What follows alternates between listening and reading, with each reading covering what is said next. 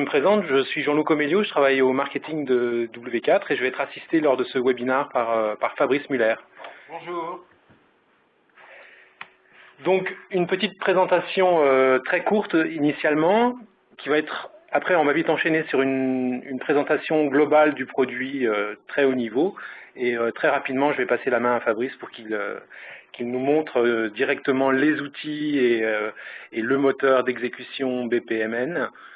Et puis ensuite, on terminera par un petit bilan de ce qu'on aura vu au cours de la présentation, et puis par 5 à 10 minutes, en fonction du temps que ça nous aura pris, où vous pourrez poser vos questions. Donc si vous avez des questions, je vous propose de les garder pour la fin plutôt, et de les soumettre via le chat.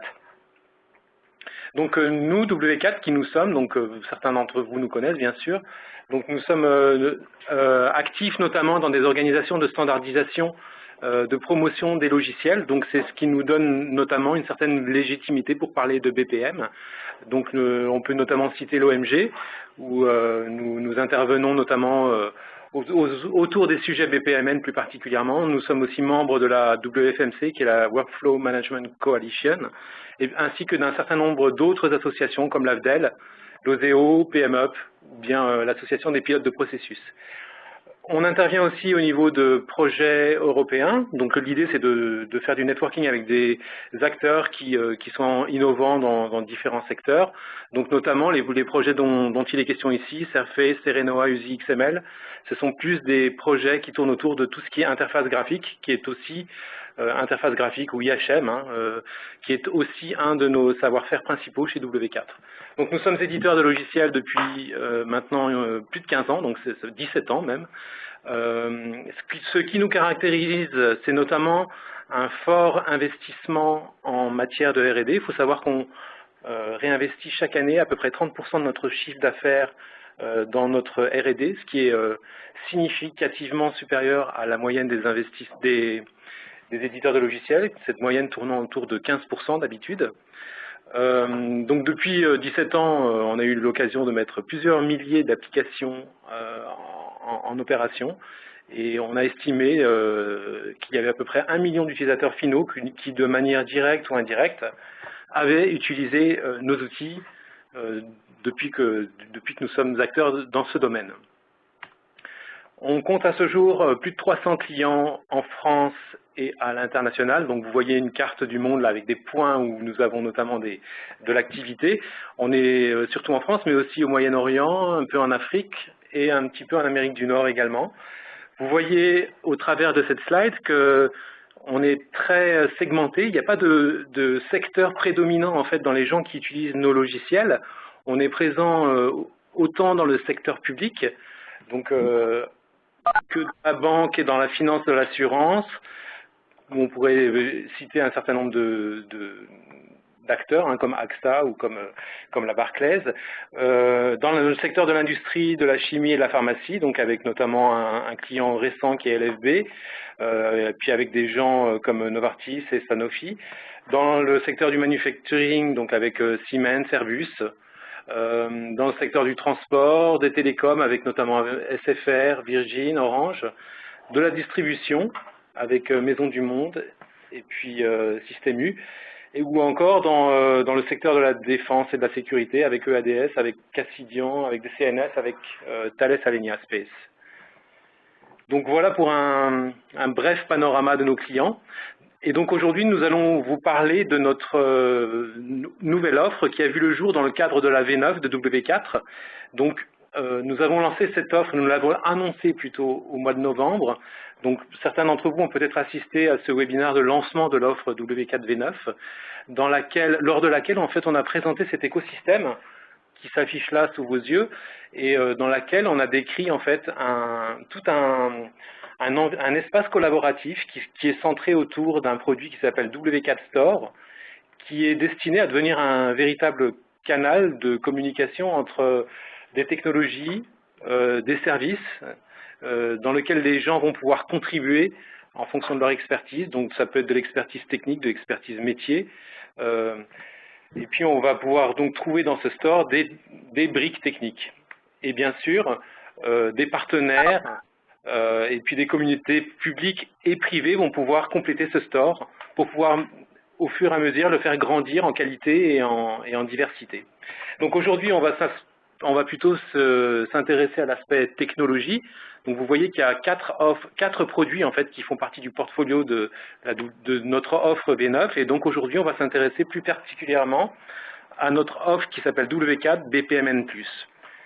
Alors une petite mention, vous le voyez peut-être pas bien, mais vous allez le voir au cours de cette présentation. Cette offre est aujourd'hui disponible, enfin très bientôt disponible en version bêta. La version finale étant amenée au cours de l'année.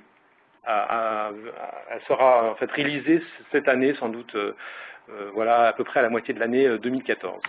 Alors, maintenant, on va faire un petit zoom sur ce que c'est que cette offre BPMN+. Donc, pour la décrire très courtement, il s'agit bien donc d'une suite BPM, comme le sont les autres outils de W4, hein. Mais celle-là a la particularité d'être basée sur les standards, donc avec toujours une approche moteur. Donc là, on a un moteur d'exécution qui est pur Java et qui est capable d'exécuter directement des processus qui auront été modélisés grâce au standard BPMN2. Donc, les principales caractéristiques de cette offre, les voici. Donc, on a un composeur qui va nous permettre de modéliser à la fois des processus, des données et l'interface utilisateur. Et tout ça est connecté à cet écosystème qu'on appelle W4 Store. Donc, encore une fois, il y a un moteur 100% Java. Donc, ça, c'est une grosse nouveauté par rapport à ceux qui connaissent l'offre BPM de W4. Donc, un moteur 100% Java, une solution compatible cloud, notamment qui offre la multi-tenancy. Et donc, comme on est basé sur des standards tels que BPMN2, UML2 et CMIS, en fait, on est capable d'offrir une grande richesse fonctionnelle et surtout une interopérabilité, donc qui va vraiment favoriser l'ouverture et la possibilité de réutiliser des briques qui existent déjà. Alors, comme toute suite BPM qui se respecte, W4 BPMN+, propose également un outil d'administration qu'on appelle W4 Admin, et puis un outil qui permet de faire de ce qu'on appelle du BAM, hein, du pilotage en fait des processus, qui s'appelle W4 Control Center. Donc vous voyez donc que tout cela se fait dans un environnement Java, BPMN, UML et à base d'un composeur, bon, on le verra tout à l'heure, qui est basé sur Eclipse. Alors, les trois principales étapes lorsqu'on travaille avec BPMN+, il s'agit dans un premier temps de modéliser les choses. Donc là, on va se baser donc encore une fois sur des standards, donc surtout BPMN2 et puis UML. Dans un second temps, on va être capable d'exécuter directement ces modèles. Vous savez que c'est une des caractéristiques de notre technologie chez W4. On modélise et dès qu'on a un modèle prêt à l'emploi, on est capable d'exécuter ce modèle et ça nous donne une application opérationnelle. Donc cette application, on est capable de s'y connecter depuis des divers types d'appareils, donc des tablettes, des téléphones mobiles, des stations de travail, et puis grosso modo n'importe où depuis le web. Et puis en fait, après, on va pouvoir exploiter en fait et monitorer ce qui se passe, et puis ça va nous donner en fait cette troisième étape que vous voyez là qui s'appelle Run. Alors, je vais bientôt donner la main à Fabrice pour la démonstration, mais grosso modo, il faut savoir que, donc, comme je vous l'ai dit, la première étape qui consiste à modéliser les applications se fait dorénavant au sein d'un composeur unique. Donc, pour ceux qui connaissent l'offre historique de W4, vous savez qu'avant, il y avait plusieurs composeurs. Maintenant, en fait, on a fluidifié le tout et on travaille dans un environnement unique où on est capable d'intégrer plus facilement, de manière simultanée, les processus, les données et l'interface utilisateur dans laquelle on va utiliser tout ça. En fait, donc, on va avoir des vues dédiées, donc on va pouvoir décrire les processus selon BPMN 2.0, donc, en décrivant les différentes étapes, différentes assignations pour les différents rôles qu'on aura prévus. On va pouvoir définir les règles d'enchaînement, de routage de ces processus. On va pouvoir aussi définir quelles sont les données manipulées au sein de ces processus, mais aussi à l'extérieur, donc ça on y reviendra. On va pouvoir gérer des relances, des escalades. On va pouvoir aussi gérer la documentation et on va avoir à notre disposition des assistants de paramétrage, par exemple, pour des étapes robots. On verra ça tout à l'heure au cours de la démo. Donc après, on va pouvoir, dans un deuxième temps, décrire des données. Donc on va faire ça, en fait, ça c'est aussi une nouveauté par rapport à l'os historique de W4. Donc on va le faire directement à partir d'un diagramme de classe UML. Et à partir de ces données, en fait, on va pouvoir faire des choses comme s'intégrer au système d'information, découvrir des bases de données existantes ou encore générer des schémas de bases de données. Et puis enfin, on va travailler sur l'application elle-même, et donc notamment sur la dimension IHM. On va pouvoir adapter les écrans, créer des menus sur mesure, des formulaires, définir la navigation entre les différents écrans, se créer des règles métiers, définir des droits, des privilèges pour les différents utilisateurs, et puis bien sûr personnaliser le tout pour y rajouter des images, des labels qui nous sont propres, des icônes qui nous sont propres, une charte graphique. Le tout, bien sûr, supportant l'internationalisation, puisqu'on se base sur des dictionnaires en fait pour exécuter ces applications,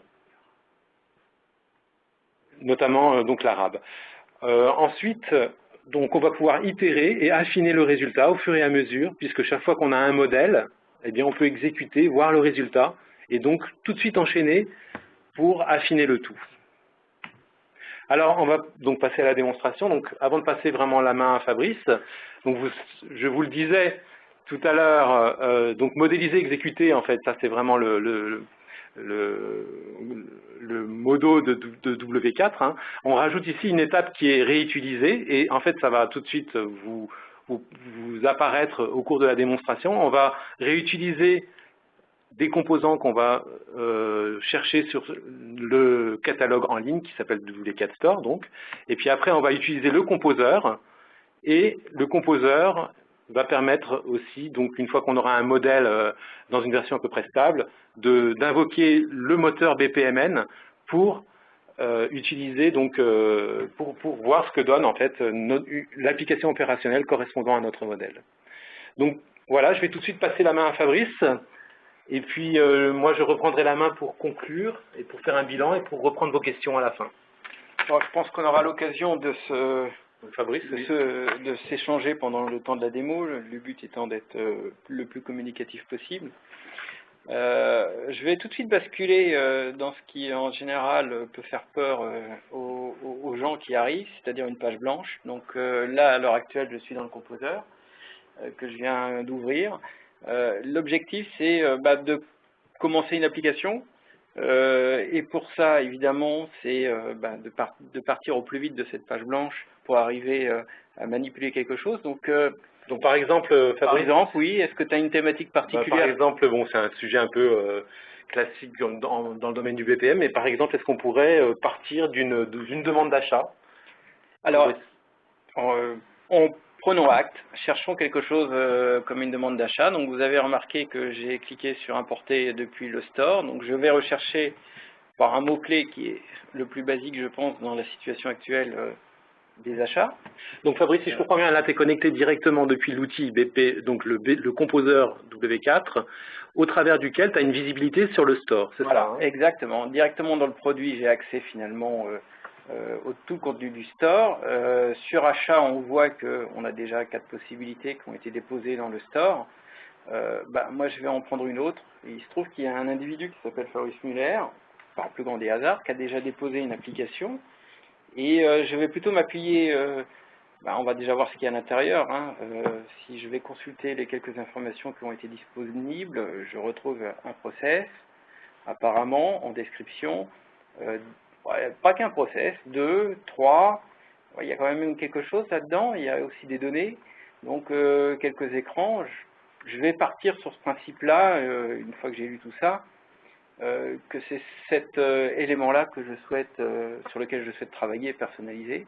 Donc je clique sur téléchargement directement, et là, on fait le nécessaire pour rapatrier le contenu de cette application-là et l'ouvrir dans le composeur. Donc ce qu'il faut bien noter là par contre, c'est que sur le store, ce que l'on a stocké, ce sont les sources de ce projet, ce n'est pas une application terminée dont on a juste à installer, ce sont les sources que l'on peut utiliser pour effectivement générer et faire une application. D'accord. Donc là, en fait, le site web du store, on peut le visiter et puis regarder ce qu'il y a dans le catalogue, mais là, l'intérêt de le faire directement à travers l'outil, c'est de pouvoir avoir une structure d'accueil directement dans laquelle on va pouvoir en fait passer en revue tous les éléments de l'application. Donc voilà, on a évité le syndrome de la page blanche maintenant, on a quelque chose. Maintenant, on va vérifier ce que l'on trouve et ce que l'on peut en faire. Donc, première chose, on va partir du process. On pourrait partir d'une autre vue qui est les données, mais on va se baser d'abord sur les process. Donc, si je te décris rapidement BPMN, c'est très simple. Hein. Il y a 2 corridors qui vont permettre de définir à peu près quels sont les intervenants. On a un collaborateur qui a précisé un besoin, donc c'est ces carrés bleus. Le responsable qui doit valider ce besoin, donc ça ce sont des tâches humaines, d'où les petits icônes en haut à gauche.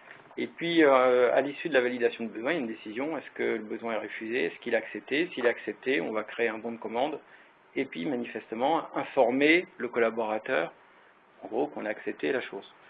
Très bien. Mais par exemple, si on voulait rendre les choses un petit peu plus spécifiques, mettons que dans ma société, dans mon organisation, il y a pas, en fait, il se trouve que la personne qui valide le besoin, c'est un service de comptabilité, par exemple. Qui valide ou qui crée peut-être qu'on va laisser... Oui, enfin, alors on va laisser un responsable valider le besoin, mais celui qui va créer le bon de commande, par exemple, c'est le service de comptabilité. Alors, on va faire ça. On va se mettre en plein écran, et puis on va rajouter finalement un corridor qui va être un nouvel intervenant. On va l'appeler comptabilité. Voilà. On va ici décider que créer le bon de commande, ce n'est pas le responsable qui doit le faire, mais la comptabilité. Donc on va déplacer cet élément-là ici. Hop. On va mettre un peu en forme pour que ça soit à peu près visible. Voilà. Et on va indiquer que créer le bon de commande, c'est une activité dite humaine. Voilà. On va le faire comme ça. On va le réduire un peu. Voilà. Et puis ensuite, est-ce que tu vois d'autres adaptations? Par exemple, moi, ce processus-là, il paraît très simple. En fait, si je voulais l'enrichir un peu, par exemple, et puis valider le besoin, je veux pas que ça traîne trop. Donc, je voudrais, par exemple, introduire une étape pour relancer peut-être par un petit mail la personne qui doit valider le besoin si elle ne réagit pas assez rapidement. Donc, évidemment. Comment est-ce que je peux faire ça Le PMN a prévu ce cas. On va, par exemple, mettre ce qu'on appelle un événement de bordure qu'on va déplacer ici, de type timer. Ça veut dire combien de temps tu veux lui laisser? Allez, 2 jours. Allez, 2 jours. On met 2 jours. Si au bout de 2 jours, cette tâche n'est pas réalisée, en gros, tu veux un envoi de mail pour le prévenir qu'il a quelque chose à faire. Donc, on va relancer par mail. Voilà. Et ça, c'est une tâche qui va être certainement automatique. Donc, par ces éléments-là, on va préciser le type de tâche. Est-ce que c'est humain? Est-ce que c'est une tâche de type service? Est-ce que c'est manuel? Est-ce que ce sont des scripts? Bon, on aura l'occasion d'y revenir.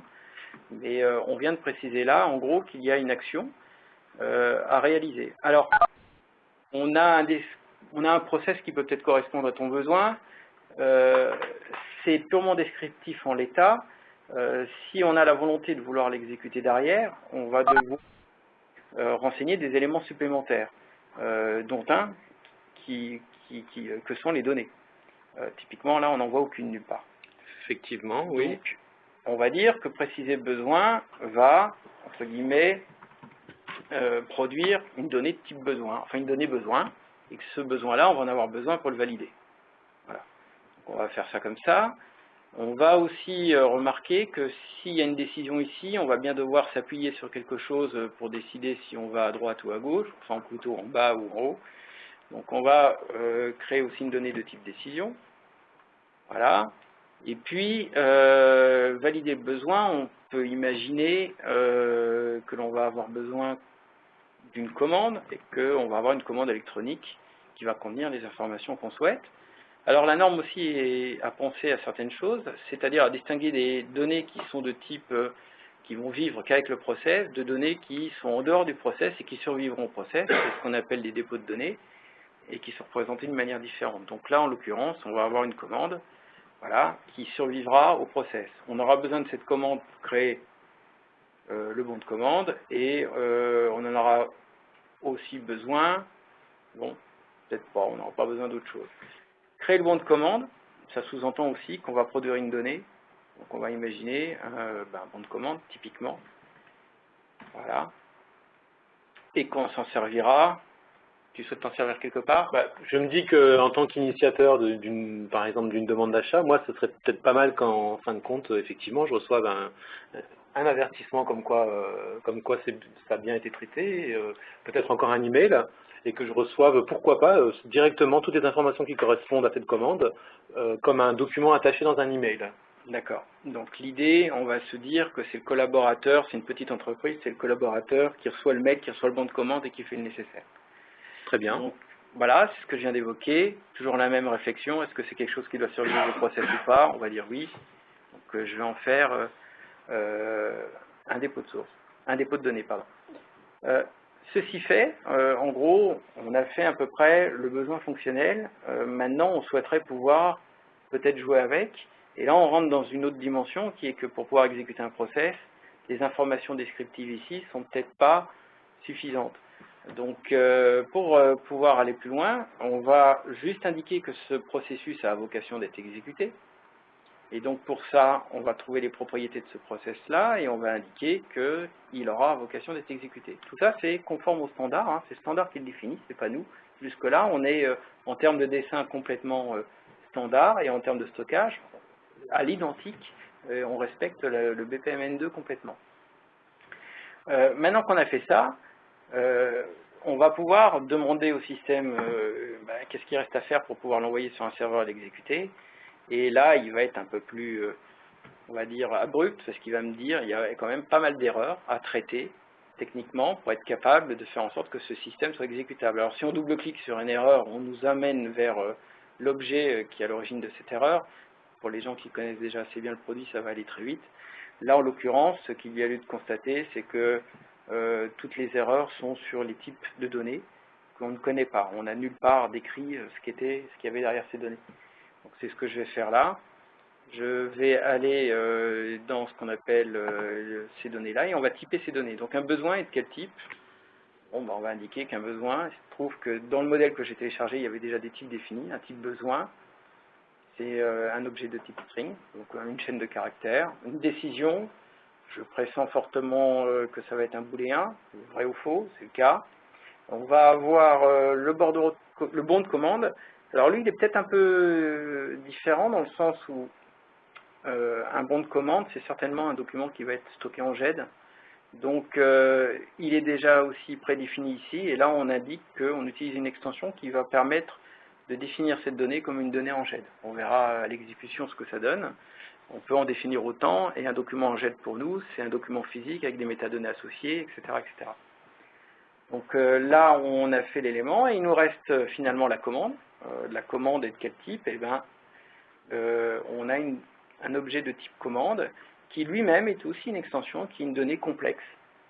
Alors tu vas peut-être me demander ce qu'il y a derrière cette commande, je te vois bien venir. D'accord. Hein, là on a eu affaire à des données relativement basiques, mais commande est peut-être un peu plus complexe, mais je te propose de le voir juste après. On va juste finir de se focaliser sur le process, et je vais voir ce qui me reste comme erreur. Bon, on en a gagné pas mal, on n'est pas loin d'arriver au but. La première chose, on nous dit, là il y a une condition qui n'est pas exprimée. Maintenant que j'ai des données, je vais pouvoir l'exprimer.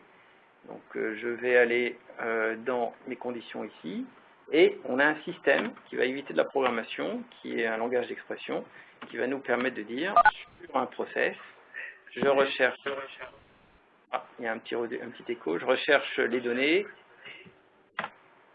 et la valeur de décision. Donc si cette décision est vraie, eh ben, je vais aller en bas, ça c'est vrai, mais moi ce que je veux, c'est si elle est fausse, je prends ce chemin-là. Voilà, je vérifie, il n'y a pas d'erreur dans l'expression. Donc là j'ai une condition. Ensuite, le second élément à corriger, on a évoqué ici qu'on avait une surveillance de cette tâche-là, valider besoin, de 2 jours, mais il y a une réflexion à avoir qui est, lorsque cet événement-là survient, est-ce que je laisse l'état de cette tâche, enfin, est-ce que cette tâche continue ou est-ce que j'interromps? Là, dans l'idée, on envoie un mail et puis la personne pourra intervenir dessus à la réception de ce mail. Donc, en fait, ici, on va indiquer un attribut particulier qui est aussi défini dans la norme, qu'on a affaire finalement à un nœud non interruptif, donc c'est en pointillé, ça a du sens. Voilà, et puis on va indiquer que, en gros, techniquement, même principe, on doit définir, selon une norme, aussi définie dans la spec, une durée, on va passer par un format spécifique, ISO 9002, hop, on va dire 2 jours, ça s'exprime comme ça, format ISO. Hop, voilà. Et il devrait nous rester une seule warning, on va dire, qui est, on n'a pas défini qui doit, entre guillemets, réaliser ce bon de commande. On a juste dit que c'était une tâche humaine, c'est pas parce qu'on l'a mis dans un corridor qu'il y a une assignation particulière. Donc on va rentrer dans ce sujet-là, et on va dire que voilà, les personnes candidates, c'est la comptabilité, compta, voilà, et qu'elles appartiennent à un groupe comptable. Donc toutes les personnes qui appartiennent au groupe comptable pourront peut-être créer ce bon de commande. Donc là, on définit qui peut faire cette tâche-là unitairement, malgré le fait qu'elle soit présente dans un corridor qui est purement descriptif. On va faire la même chose ici. Dans valider besoin, on remarque qu'on avait aussi défini que c'était le responsable du SI qui validait ce besoin. Si j'ai dit, on voit que c'est le potentiel honneur, c'est comme ça qu'on appelle un candidat qui est capable de jouer l'exécution de cette tâche. Mais on peut aller plus loin, on peut cumuler et faire des règles un peu plus complexes. Typiquement ici, je vais en ajouter une et je vais dire, bien, si c'est le responsable ici qui a le droit de faire cette validation, ce que je vais vouloir, c'est exclure le demandeur. Donc, entre guillemets, le demandeur ne peut pas être le valideur. Si le responsable SI veut, entre guillemets, émettre une demande et la valider, il n'a pas le droit. Donc là, je l'exclus. Donc le demandeur, pour retrouver qui est le demandeur, j'utilise également une expression donc, qui va me permettre de retrouver l'initiateur du process. Donc là, je cumule et comme ça, je peux avoir pas mal d'éléments qui vont me permettre de définir qui a le droit de faire quoi. Donc là, on est presque bon. Tu m'avais évoqué le fait d'envoyer un mail. On va aller voir ce qu'il y avait à l'intérieur. On peut aller voir ce que nous avait préparé la personne qui a déposé ça. Donc pour ça, dans extension, je vais me retrouver avec le contenu du mail. Donc en gros, mes achats internes qui envoient à l'initiateur, besoin accepté. Même principe, hein, tout ce mécanisme de script qui permet d'éviter de passer par du code et de compléter les choses. Donc ici, je veux juste nommer le besoin qu'on a défini. Donc c'est une donnée de type qui s'appelle besoin, valeur. Donc dans mon mail, j'aurai votre besoin, celui que j'ai écrit, a été accepté.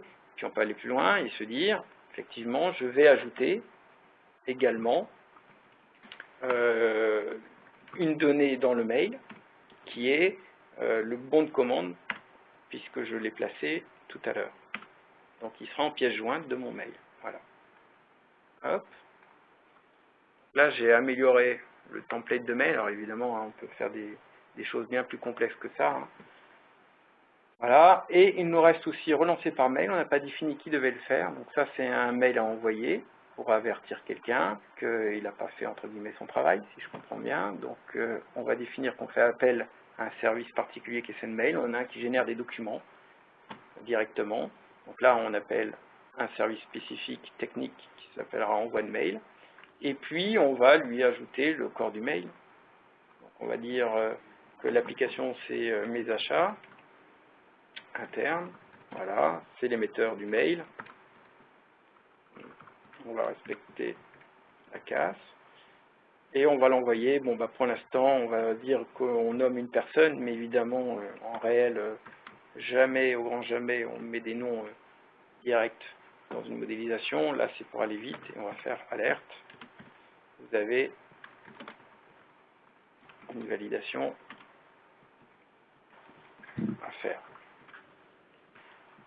Voilà, donc on peut utiliser différents mécanismes d'expression. On a de l'expression language, on a du velocity, on a du XPath. Enfin, on peut vraiment se faire plaisir à faire des choses bien complexes. Une fois qu'on a fait tout ça, j'ai bon espoir d'avoir réussi à corriger toutes les erreurs. Là, le système me dit simplement que l'application, entre guillemets, enfin ce process, est acceptable par un serveur et exécutable par un serveur. D'accord. Donc, est-ce qu'on peut passer peut-être à l'étape d'exécution? Ou alors, en fait, oui, effectivement, on voit que dans les processus, dans l'application que tu avais récupérée, donc il y avait effectivement l'expression de la demande d'achat, c'est ce sur quoi on vient de se concentrer là, mais il y avait également des processus de livraison et de paiement. Exactement. Et donc, ce qu'on pourrait imaginer, c'est que on enchaîne d'une manière ou d'une autre ces processus. Alors, déjà, si je t'explique le contenu de la livraison, là, on voit aussi la capacité du moteur qui est associé derrière et qui est capable d'exécuter les choses. En BPMN, on est capable de dire que, enfin, si je décris fonctionnellement ce qui se passe, on va enregistrer une livraison ici, quand elle arrive, et puis en fonction de ce qu'on a commandé, si on a commandé 2 ou 3 articles, ou 3 lignes dans la commande, on va lancer un script qui va, entre guillemets, créer pour chaque ligne de ta commande un contrôle. Donc c'est ce qu'on appelle des instances multiples en BPMN, c'est pour ça qu'on voit apparaître des petits traits ici. Et quand toutes ces instances seront faites, donc là c'est des contrôles séquentiels. Donc là je vais recevoir une demande d'intervention pour chacune des lignes de ma commande, c'est bien ça? Voilà, donc si tu as commandé 2 produits, ben, tu auras 2 tâches qui devront valider que tu as bien reçu le bon produit. Et en fonction de ça, ben, c'est soit c'est conforme ou pas. Si c'est pas conforme, on émet ce qu'on appelle une erreur fonctionnelle. Donc, on modélise une erreur fonctionnelle, pas une erreur technique. C'est typiquement la livraison est refusée. Ou alors elle est conforme. Alors, si j'abonde dans ton sens, on pourrait peut-être se dire, je vois qu'après il y a aussi un processus de paiement qui a été déposé.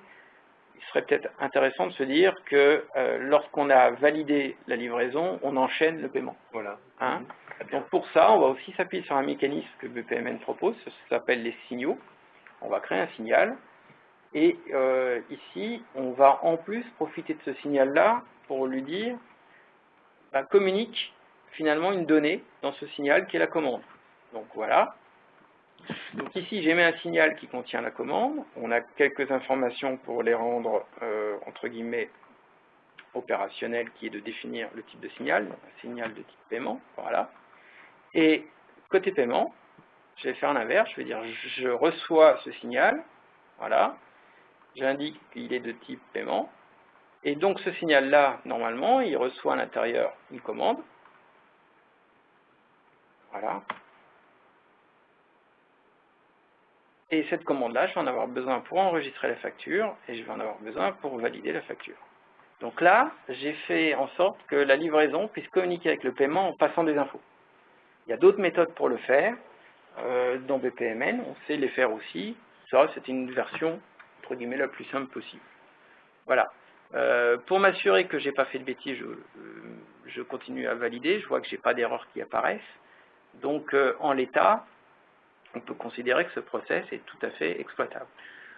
Donc Fabrice, juste une question là, on a parlé tout à l'heure dans la présentation d'un composeur donc, qui permettait à la fois de travailler sur les processus, donc on l'a bien vu ça, comment tu as spécifié ton processus, et il y avait également une dimension donnée, une dimension interface utilisateur.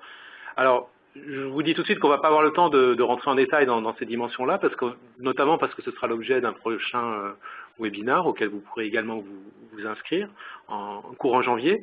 Mais tu pourrais peut-être juste nous montrer les vues dans lesquelles, parce que là on a parlé des données internes au processus, tu as même parlé de données qui survivraient à la durée du processus, mais comment est-ce que tout ça peut s'insérer en fait dans un schéma de données plus global? Voilà, donc voilà, typiquement, on a décrit des objets simples, et puis il y avait une donnée qui était commande, qui est forcément plus complexe. La preuve, c'est qu'on va considérer ici, on va modéliser ce qu'est une commande. En fait, une commande, alors on l'a appelée achat, contient une référence des fournisseurs. En fait, un achat est composé de 1 à n lignes, ce que l'on voit ici, par 1 étoile.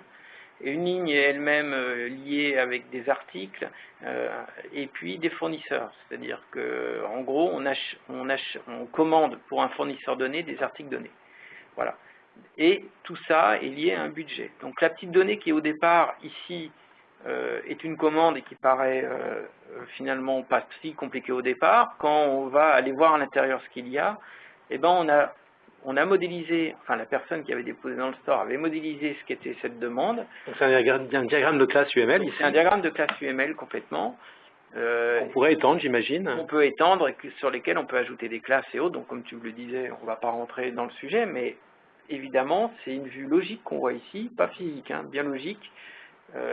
Et on pourrait avoir des sources très hétérogènes entre fournisseurs, articles, achats et être répartis à différents endroits. Mais pour ça, il y a un WebSem complet. Donc, soit vous en avez déjà assisté, soit d'autres vont arriver.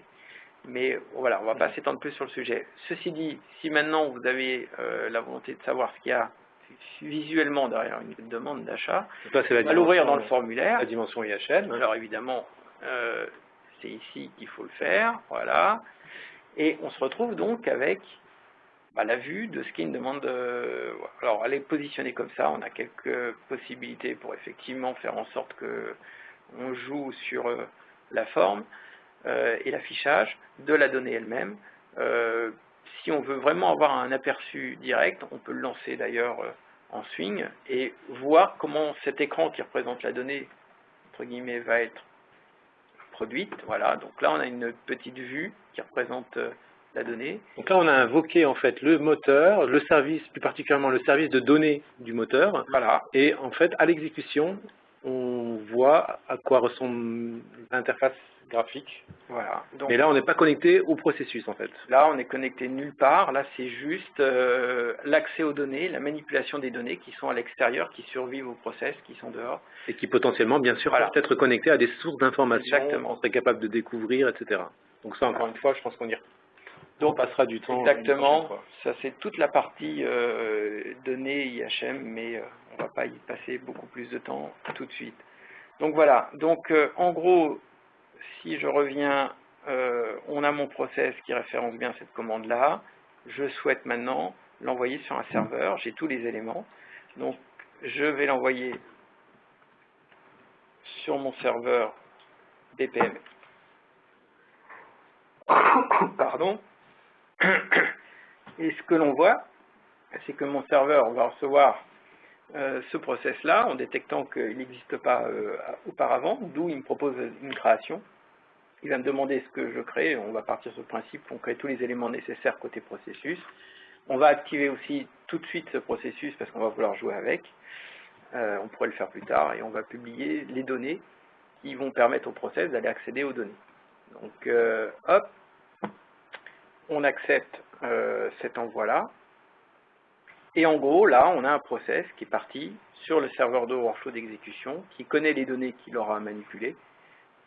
On peut, et beaucoup de solutions s'arrêtent là en se disant, bah voilà, le travail du process est fini. Nous, on va aller plus loin, on va aller dans l'étape suivante, c'est présenter une application.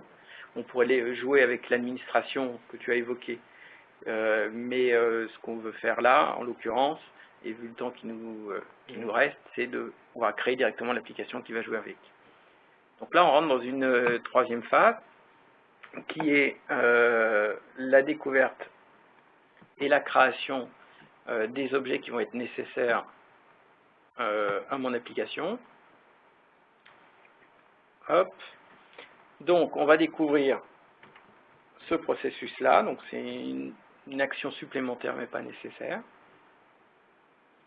Et on va découvrir que sur notre serveur, on a effectivement maintenant ce process qui contient différents éléments. C'est tout ce qu'on a évoqué ensemble. Hein. Je vous rappelle que je l'ai ramené du store, donc j'ai tout envoyé dans mon serveur. Je retrouve différentes informations et en gros, je veux créer une application sur ces structures-là. Donc pour faire ça, je lance une découverte et une transformation qui va faire qu'en plus des données métiers qu'on a vues à l'instant, on va avoir des données qui vont, enfin, un modèle qui va correspondre à mon processus avec un modèle de tâches, de dossiers, d'acteurs, etc., etc. Donc là, il y a un petit travail en temps réel qui permet de créer tous ces description. Tu peux peut-être nous donner nous éclairer un peu sur un point sur le modèle de stockage et d'exécution des processus. Alors, comment ça se passe? Parce que là, on parle de moteur BPMN. Est-ce que c'est vraiment du BPMN qui est tout à fait. Tout ce qu'on a joué là sur la définition du process, ça génère finalement les sources. C'est quoi un fichier BPMN validé par l'OMG? Et donc, ce n'est pas juste une notion de dessin, mais c'est aussi une notion de stockage.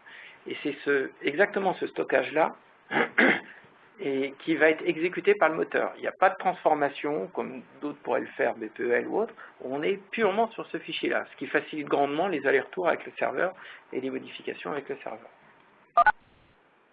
Donc voilà, et tout ce qui est éléments supplémentaires comme la capacité d'assigner, la description des données, etc., sont des extensions aussi validées par l'OMG qui nous permet d'ajouter nos éléments. Donc voilà, donc ce qui vient de se passer là, c'est qu'en plus de mon modèle de données qu'on a vu, on a un nouveau modèle qui apparaît en plus, qui sont les éléments associés au workflow.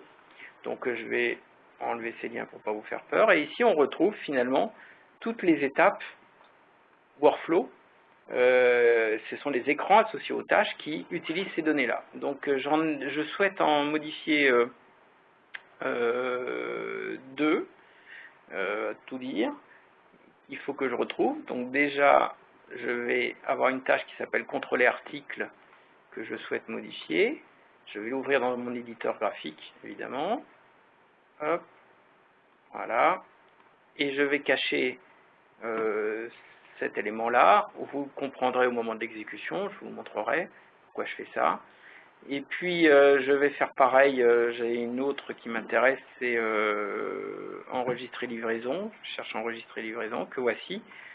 Voilà.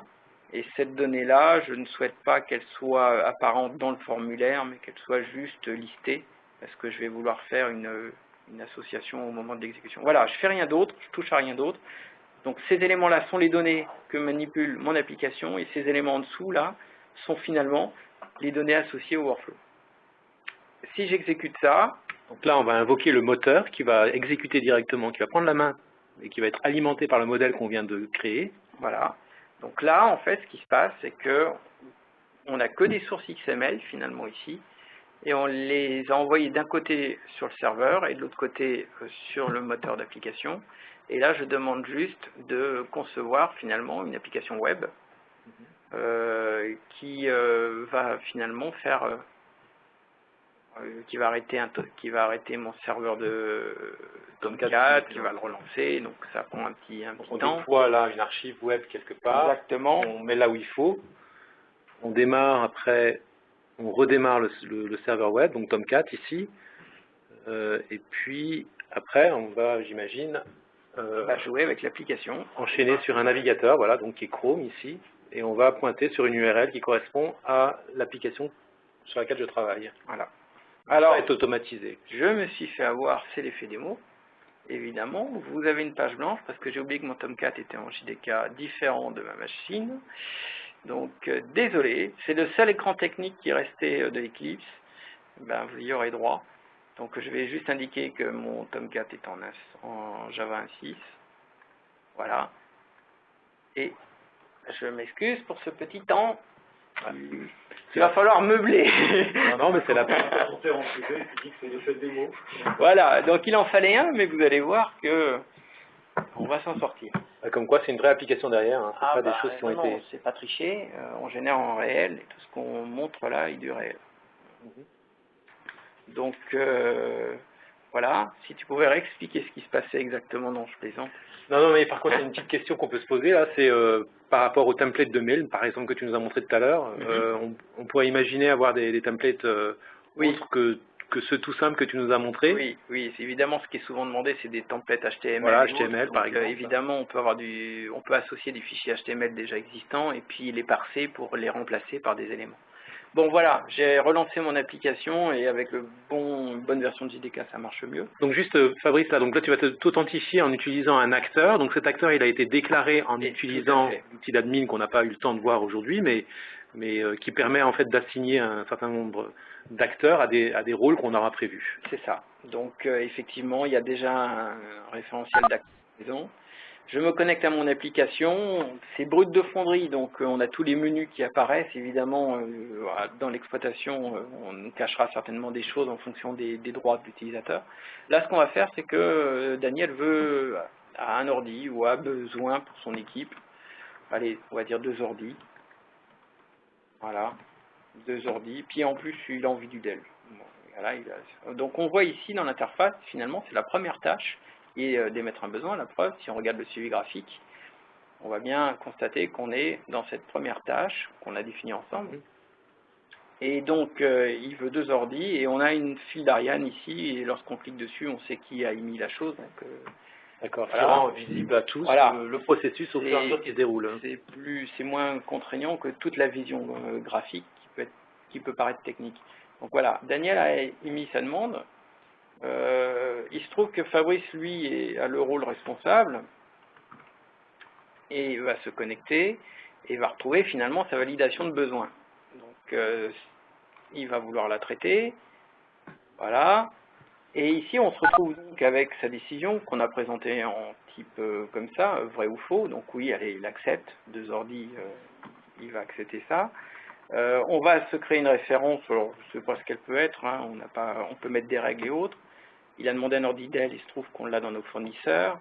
On va l'affecter à un budget. Donc ces données-là aussi, on les avait présaisies.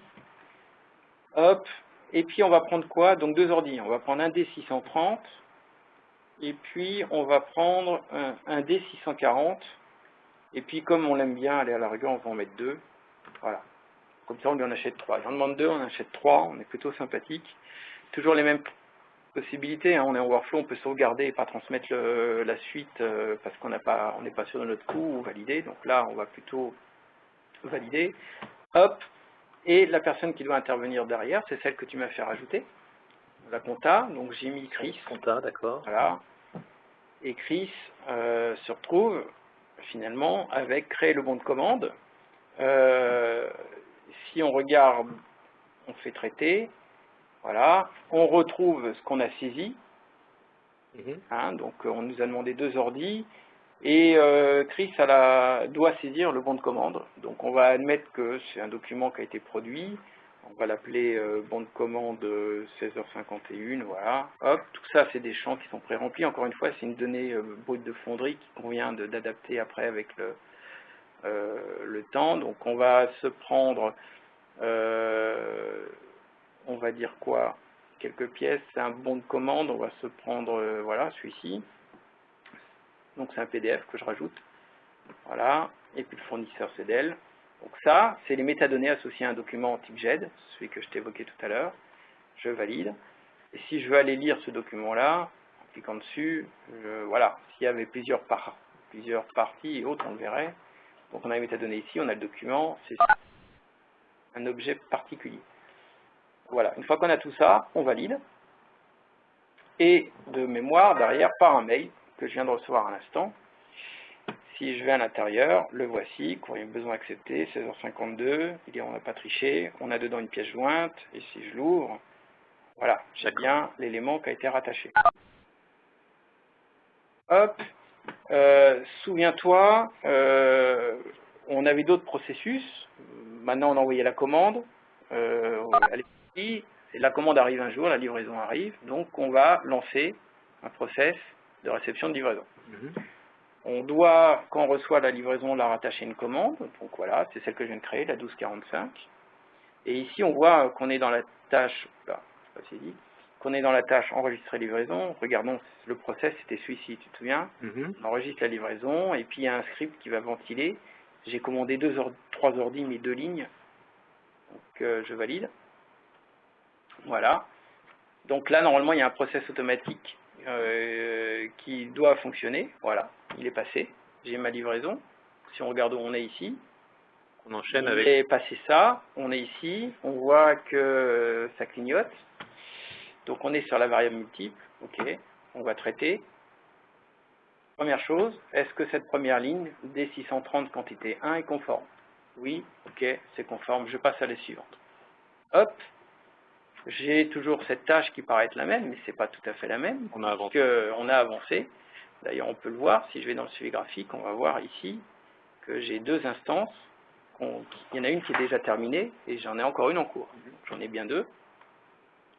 Donc je traite. Et ici, on a bien affaire au D640. Voilà. Et puis on voit que dans le fil d'Ariane, on y est passé 2 fois dans le contrôleur texte. Là, je valide. Hop. Et puis, eh ben, tu vois, là, on est passé directement dans un autre process, qui est paiement. J'ai toujours quelque chose à faire dans ma corbeille de tâches, mais il s'agit encore d'autre chose. Voilà. Et là, maintenant, on est dans enregistrer facture, et on a bien transmis l'information, on va éditer, et ensuite on va valider, on va faire le bon à payer, effectuer le virement. Donc là, on vient d'enchaîner 3 process d'un coup. Si je traite, je me retrouve effectivement avec ces éléments-là, une facture à associer. Donc maintenant, je contrôle la facture, donc c'est bien un objet de type GED. Je vais l'appeler facture 1654. Je vais aller chercher une facture, on va prendre celle-ci, hop, je l'ai mis cette fois-ci en image au GIF, je valide, voilà, si on veut voir ce que c'est, on le retrouve, il n'y a pas photo, ah si, il y a photo justement, voilà, on valide, et on passe au suivant. Donc quand on veut savoir où on en est, on a évidemment les encours, donc ça c'est ce qui tourne en ce moment, donc on a une instance de paiement qui tourne, on a un historique qui indique où on en est, voilà, les activités humaines pour les distinguer des activités techniques si on a. Dans le suivi graphique, on sait toujours où on en est bien ici, dans validation de la facture par le responsable, qui devrait être donc Fabrice. On a recherché, et dans les recherches, on va retrouver celles, par exemple, on va lister les complétés et achevés, donc c'est besoins qui ont été faits, tu vois. On a un historique complet et un suivi graphique de tout ce qui se passe en permanence avec des actions possibles en fonction de nos droits. Voilà. Donc, bon, on a fait le tour de l'utilisation de l'appli, on a utilisé des données en GED, on a utilisé des données numériques, et puis tout ça à partir d'un élément qu'on a obtenu à partir du store, qu'on a juste eu à adapter en fonction de nos besoins. On pourrait aller plus loin en se disant, à partir de là, maintenant que cette application fonctionne et qu'elle me satisfait, je veux peut-être redéployer et remettre à disposition de la communauté ce que j'ai fait, et je pourrais republier directement dans le store cette application-là. Voilà, et ça pourrait bénéficier à d'autres. Ou éventuellement à une communauté privée des gens de ton entreprise, etc. Exactement. Ok, très bien, le temps passe, il va bientôt être temps de conclure. On va repasser sur la partie slide. Donc, juste pour conclure, donc voilà quelques screenshots de ce qu'on a vu. On a vu comment utiliser BPMN Plus Composer pour se connecter au store, pour rechercher une application, donc il s'agissait d'une demande d'achat, pour télécharger quelque chose et l'accueillir directement au sein de mon atelier de conception. Ensuite, ce qu'on a fait, c'est qu'on a ouvert notre procédure, on l'a modifié un petit peu, on a changé, notamment, on a rajouté d'autres acteurs, on a modifié une étape, on a modifié les conditions de routage du processus, et puis on a vu entreaperçu les aspects GED, et puis on a vu aussi, tu nous as montré comment customiser l'envoi d'email, associer des pièces jointes, etc. Et puis donc l'aspect qu'on n'a pas vu aujourd'hui, mais qu'on verra dans un prochain webinaire, c'est la modification des données et l'intégration avec les données existantes de l'entreprise. Et puis enfin, on a montré comment BPMN Plus Engine entrait en action en exécutant directement le modèle pour orchestrer les processus, pour se connecter aux données. Et tout ça au sein d'une IHM. Donc ce qu'on a vu, c'était complètement automatisé, à peu de choses près, mais tout est personnalisable, donc les couleurs, les skins, les chaînes de caractères, on peut cacher des champs, etc. On peut faciliter la navigation, etc. etc. Donc voilà ce qui conclut un petit peu le webinaire, ce qu'on voulait présenter aujourd'hui. Pour prendre encore un petit peu plus de recul par rapport à cette offre, donc W4 BPMN+, il s'agit d'une offre notamment innovante parce qu'il y a un composeur dans lequel à la fois on travaille sur les données, les processus et l'interface utilisateur, qu'elle est complètement basée sur les standards. Donc aujourd'hui on a parlé de BPMN2 surtout. Vous avez vu qu'on se base aussi sur un diagramme de classe UML.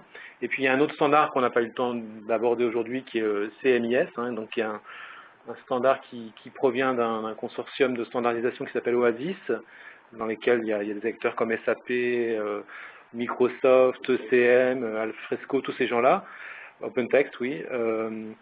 Et puis donc qui est plutôt en fait sur l'interopérabilité avec les ECM. Donc avec cet outil-là, en fait, vous avez tout ce qu'il faut pour vous interfacer plus facilement et pour interagir pour interopérer avec ces outils-là.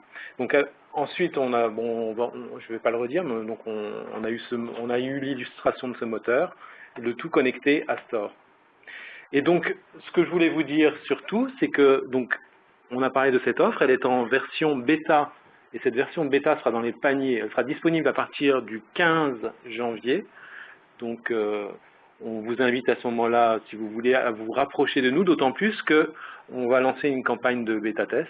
Et donc, si vous voulez participer, il suffit de nous envoyer un email. Donc là, il y a une adresse email, programme.beta@w4software.com. Et donc, bien sûr, on sera très content si on a des gens de l'extérieur qui nous aident à améliorer ce qu'on aura obtenu avec cette version bêta pour se diriger vers une version plus finalisée au cours de l'année. Je vais donc conclure simplement. Il y a peut-être des questions à prendre. Donc François, quelles seraient les questions? La question, il y en a plusieurs qui m'ont été posées, mais qui ont été répondues en cours de session. Celle-là me semble intéressante, c'est quelle est la différence entre une plateforme SOA BIPEL standard par rapport à ce que nous, on propose? Alors la grosse différence, c'est que la norme BPMN a d'abord été pensée et imaginée pour des systèmes qui gèrent l'humain. Une plateforme SOA BPEL a vocation d'exécuter des process techniques le plus vite possible et BPMN est tout à fait différent dans le sens où la notion humaine nécessite des interactions différentes, de synchronisation, je ne consomme pas de ressources quand des instances de process peuvent durer des années. Que se passe-t-il si quelqu'un abandonne ou dépose une tâche? Donc, cette notion de description BPMN favorise l'activité humaine, mais permet également, en termes de BPMN, d'interagir et de faire interagir des composants externes. Donc, en gros, BPMN est quelque chose qui vient aujourd'hui, et c'est comme ça qu'elle a été avancée par l'OMG, et l'évolution suivante des plateformes de BPEL et autres en prenant en compte la dimension humaine. Donc ceux qui ont, entre guillemets, produit ce standard BPMN venaient pour partie de BPEL et autres. Donc c'est une continuité et voilà. Encore une question, François? Non, parce que je vois que l'heure tourne, il y en a d'autres, mais comme l'heure tourne, je pense qu'il est temps de conclure maintenant. D'accord, donc on vous invite surtout, si vous voulez, donc à participer à notre campagne de bêta-test, bien sûr, et puis aussi à assister au prochain webinaire. Donc les deux prochains qui sont sur la liste, ce sera W4 Express, donc ça c'est la version gratuite de notre offre W4V9. Donc là, ce sera l'occasion pour nous de nous concentrer notamment sur les aspects données qu'on n'a pas eu le temps de voir aujourd'hui et sur les aspects IHM. Et puis après, on repartira dans un cycle où on représentera les webinaires qui ont déjà eu lieu. Donc il y avait le W4 Business First, et puis après il y aura de nouveau, je pense, W4 Store. Donc voilà, vous avez toutes nos adresses email là. Vous avez, donc n'hésitez pas si vous voulez nous adresser des questions ou si vous vous interrogez sur certains points. Voilà, nos deux adresses email qui sont à l'écran. Envoyez-nous un petit mail, on y répondra avec plaisir. Et voilà, on sera heureux de vous retrouver lors d'un prochain webinaire. Donc merci à tout le monde, merci Fabrice, et puis à bientôt. Merci de votre attention. Au revoir. Au revoir.